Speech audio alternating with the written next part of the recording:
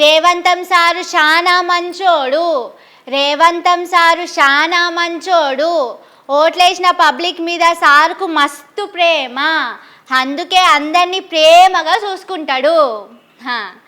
ఎవ్వలకు చిన్న తిప్పలు వచ్చినా ఎమ్మడే ఉరికి మంచి చెడ్డ ఆడుచుకుంటాడని బడి పొలగాళ్లకు పాఠాలు పెట్టి సారు గొప్పదనం గురించి రాసినోళ్లకు ప్రైజులు కూడా ఇస్తారు కావచ్చు. నిండు పున్నమి నాడు ఎంత చల్లగుంటదో రేవంతన్ సారు మనసు అంత మంచిగుంటది. మంచోళ్లకు పోటీ పెడితే రేవంతన్ సారే ఫస్ట్ వస్తాడు కావచ్చు. ఎందుకంటే ఇయాల రేపు ₹1,00,000 ఇప్పించిన వాళ్ళని కూడా మర్చిపోతున్నారు. కానీ రేవంతన్ సారు అప్పుడెప్పుడో జైల్లో వండి పెట్టిన తోటి ఖైదీని కూడా యాది పెట్టుకున్నాడు.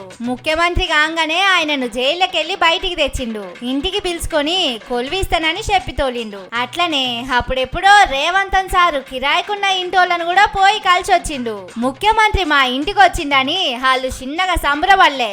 అట్లనే అప్పట్ల కుమారి ఆంటీని కూడా ఇంటికి పిలుచుకొని మర్యాద చేసే. ఇయాల రేపు ఇట్లా ఎవరన్నా చేస్తున్నారా చెప్పుండ్రి? అందరిని యాది పెట్టుకొని కలిసి వచ్చుడంటే చిన్న ముచ్చట కాదు. రోజుకు 18 గంటలు రాష్ట్రం కోసం పని చేసుకుంటా ఇట్లా అందరిని కలుస్తున్నాడంటే చిన్న ముచ్చటనా చెప్పుండ్రి? అంత మంచిగానే ఉన్నది కానీ సారు అందరినీ కలుస్తున్నారు. కానీ ఓట్లేసి గెలిపించిన మాకు తిప్పలొస్తే ఎందుకు వస్తలేరు సార్ అని రాష్ట్రంలో పబ్లిక్ మాట్లాడుకుంటున్నారు. నీళ్లు లేక పంటలెండి రైతులు జీవిడిచినా పట్టించుకుంటలేరాయే.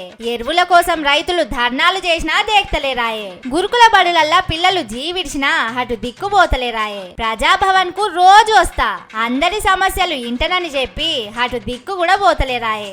మీకు ఓట్లేసి గెలిపించిన పబ్లిక్ ఏ తిప్పలొచ్చినా కనీసం వాళ్ళ దిక్కు కన్నెత్తి కూడా చూస్తలేరాయే. లాస్ట్ కు SLBC సొరంగం కూలిపోయినా 9 రోజుల దాకా అటు మోకాన్నే పోకపోతుంది. కానీ మీకు నచ్చిన వాళ్ళ దగ్గరికి మాత్రం ఊకే ఊరకబడుతుంది.